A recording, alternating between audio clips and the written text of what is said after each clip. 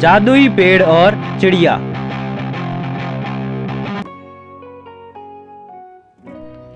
एक बार की बात है, एक विशाल साम्राज्य में एक शानदार महल हुआ करता था।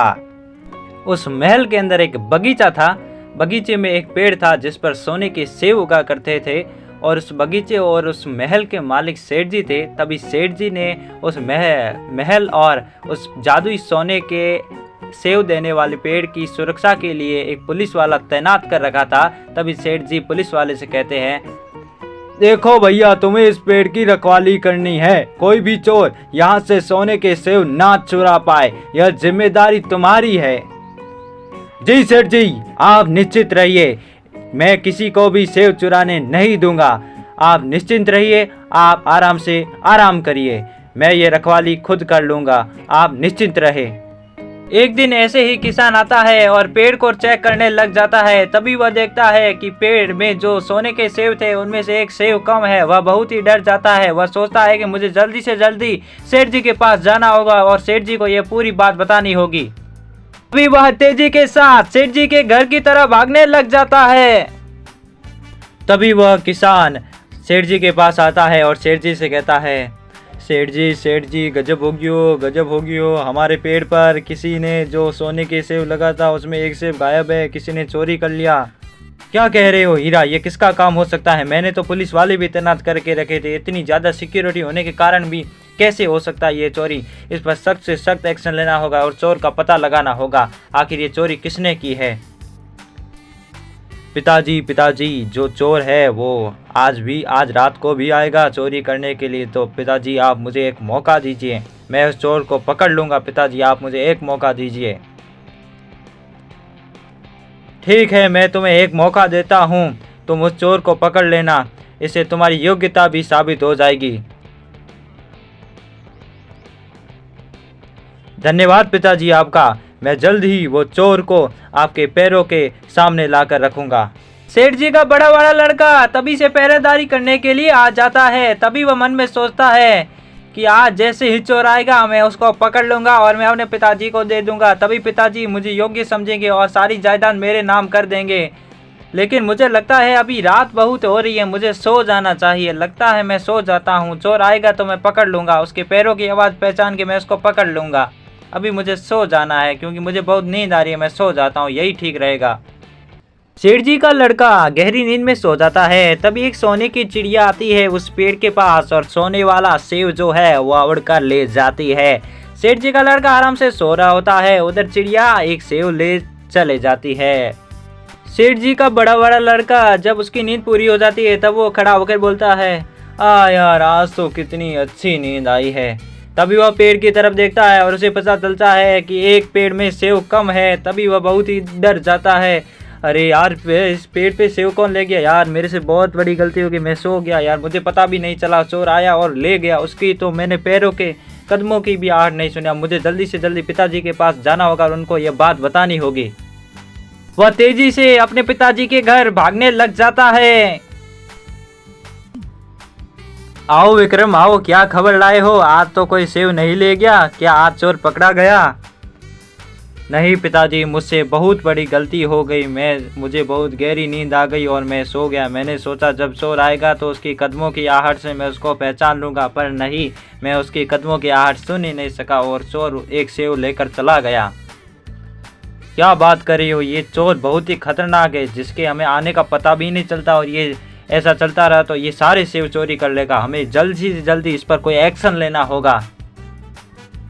पिताजी आपने बड़े भाई को एक मौका दिया, एक मौका तो मुझे भी दीजिए, मुझे भी अपनी योग्यता दिखाने का हक चाहिए। पिताजी एक मौका दीजिए, मैं उस चोर को पकड़ के जरूर लाऊंगा। अरे बेटा, तुम्हारा बड़ा भाई पकड़ के नहीं लाया तो तू क्या कर लेगा? तू कौन सा तीर मार लेगा? पिताजी मुझे भी एक मौका तो दीजिए, मौका देने में आपका क्या जाता है, एक मौका तो दीजिए। पिताजी एक मौका तो मुझे भी मिलना चाहिए। ठीक है, मैं तुमसे राजी हो गया हूँ। ठीक है, एक मौका तुम्हें भी दे देता हूँ, तुम भी अपना प्रयास कर लो। अगले दिन दूसरा बेटा हेमंत उस पेड़ की रखवाली करने के लिए आ जाता है। तभी हेमंत कहता है, आज तो इस चोर को मैं रंगे हाथों पकड़ लूंगा, मैं सोऊंगा नहीं, इस पूरी रात इसकी पहरेदारी करता रहूंगा और चोर को पकड़कर पिताजी के समक्ष ले जाऊंगा। वह पूरी देर तक पहरेदारी करने लग जाता है। तभी वह देखता है कि एक सोने वाली चिड़िया उस पेड़ के पास सेवों को ले जाने आ रही होती है। तभी हेमंत उस चिड़िया के एक बड़ा सा पत्थर मार देता है। चिड़िया के पत्थर लगने के कारण वह वहां से उड़ जाती है और उस दिन वह कोई भी सेव नहीं ले जा पाती है। दूसरा बेटा हेमंत बहुत खुश हो जाता है, यस मैंने कर दिखाया, आज मैंने इस चोर को कोई भी सेव नहीं ले जाने दिया, लेकिन ये चोर मेरे हाथों से चला गया। मुझे पिताजी के पास जाना चाहिए और उन्हें पूरी बात बतानी चाहिए। आओ हेमंत आओ, आज क्या खबर लाए हो, कैसी खबर है आज? पिताजी खबर तो ऐसी है कि मैंने आज उस चोर को एक भी सेव नहीं ले जाने दिया, और दूसरी बात यह है कि वो चोर आज मेरी पकड़ में नहीं आया, क्योंकि वह कोई चोर इंसान नहीं है, वह एक चिड़िया है। वह चिड़िया ही हमारे सेव को ले जाती है, वह सोने वाली चिड़िया है, वह सोने की है। क्या बात कर रहे हो हेमंत, क्या वो सचमुच में सोने की है? इसका अर्थ है अगर वो सच्ची में सोने की है तो वो बहुत ही ज़्यादा कीमती होगी, मुझे वह चिड़िया ला के दो। जी पिताजी, आपकी आज्ञा का पालन करना मेरा परम कर्तव्य है, मैं उस चिड़िया को जरूर ले आऊँगा। लेकिन पिताजी आप मुझे पहले मौका दीजिए, क्योंकि मैं बड़ा हूँ, पहला मौका मुझे मिलना चाहिए। पिताजी आप पहला मौका मुझे दीजिए, अगर मैं इसमें सफल ना हो तो दूसरा मौका आप इस हेमंत को दीजिए। ठीक है, मैं पहला मौका विक्रम तुम्हें देता हूँ, लेकिन अगर तुम नहीं ला पाए तो फिर मैं हेमंत को मौका दूंगा। अगर दोनों में जो भी चिड़िया ले आएगा वही होगा इस पूरी जायदाद का मालिक। तो देखते हैं तुम दोनों में सबसे पहले कौन ले आएगा उस चिड़िया को। अगले ही दिन विक्रम उस सोने की चिड़िया की खोज करने के लिए निकल जाता है। उसको खोजने के लिए विक्रम चलते चलते एक चिड़िया के पास पहुंच जाता है। हट जा चिड़िया, सामने से, मेरे सामने क्यों आई, मेरा मार्ग में क्यों आ रही है चिड़िया? मैं जानती हूँ कि तुम सोने की चिड़िया की तलाश में जा रहे हो, मैं तुम्हारी इसमें मदद कर सकती हूँ। हट जा साली, एक मामूली सी चिड़िया मेरी क्या मदद कर सकती है सोने की चिड़िया को ढूंढने में? तुम मामूली सी चिड़िया क्या समझोगी, सोने की चिड़िया क्या होती है? मैं तुम्हारी वास्तविकता में मदद कर सकती हूँ यदि तुम मेरे साथ चलो तो। मुझे इस नन्ही सी चिड़िया की कोई ज़रूरत नहीं है, तुम यहाँ से चली जाओ, मुझे तुम्हारी कोई आवश्यकता नहीं है। साली मामूली चिड़िया कहीं की, हट, मुझे तुम्हारी नहीं ज़रूरत है। सेठ का बड़ा लड़का बहुत ही दिन उस सोने की चिड़िया को ढूंढता है, लेकिन उसे सफलता नहीं मिलती है। फिर वो कहता है, अरे यार, कितने दिन हो गए मैं सोने की चिड़िया को ढूंढ रहा हूँ, लेकिन अब तक मेरे हाथ में नहीं आ गई।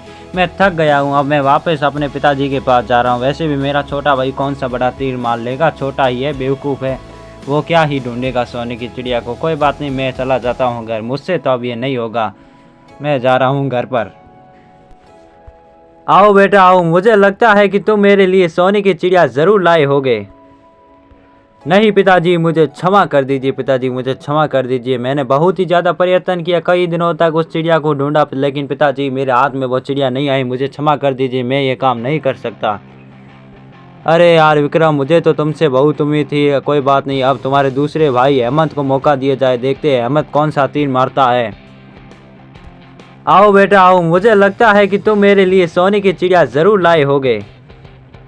नहीं पिताजी, मुझे क्षमा कर दीजिए, पिताजी मुझे क्षमा कर दीजिए, मैंने बहुत ही ज़्यादा प्रयत्न किया, कई दिनों तक उस चिड़िया को ढूंढा, लेकिन पिताजी मेरे हाथ में वो चिड़िया नहीं आई, मुझे क्षमा कर दीजिए, मैं ये काम नहीं कर सकता। अरे यार विक्रम, मुझे तो तुमसे बहुत उम्मीद थी। कोई बात नहीं, अब तुम्हारे दूसरे भाई हेमंत को मौका दिया जाए, देखते हैं हेमंत कौन सा तीर मारता है। आपका बहुत बहुत शुक्रिया पिताजी, मैं आपका विश्वास गिरने नहीं दूंगा, मैं वो ज़रूर सोने की चिड़िया आपको ला कर दूंगा, आप मुझ पर विश्वास कीजिए। ठीक है, तुम पर विश्वास कर लेता हूँ, तुम आज से ही अपना काम शुरू कर दो। ठीक है पिताजी, मैं अपना काम शुरू कर रहा हूँ और जल्द ही सोने की चिड़िया लेकर आपको दे दूंगा। सेठ जी का दूसरा लड़का उस जादुई सोने की चिड़िया की खोज में निकल जाता है। तभी वह देखता है कि एक चिड़िया उसके सामने आकर उड़ रही होती है। वह समझ नहीं पाता कि ये चिड़िया क्या कहना चाहती है। यह वही चिड़िया थी जो दूसरे भाई विक्रम के साथ भी आई थी। तभी वह दूसरा बेटा हेमंत कहता है, नमस्कार नमस्कार, आप कौन हैं और आपने मेरा मार्ग क्यों रोका है? मुझे पता है कि आप चिड़िया को ढूंढ रहे हैं, सोने की चिड़िया जो पीले कलर की है। मैं आपको उसके पास ले जा सकता हूँ। क्या बात कर रहे हो, सच में? अगर तुम मुझे उसके पास ले जा सकते हो तो मैं तुम्हारा बहुत आभारी रहूँगा, मैं तुम्हारा सदैव ऋणी रहूँगा। तुम मेरी मदद कर सकते हो। आप बहुत ही भले इंसान लगते हो, मैं आपकी मदद ज़रूर करूँगा। चलिए, आप मेरी पीठ के ऊपर बैठ जाइए। तभी वह चिड़िया बहुत बड़ी हो जाती है और सेठ का दूसरा बेटा अहमद उस पर चढ़कर उड़ने लग जाता है।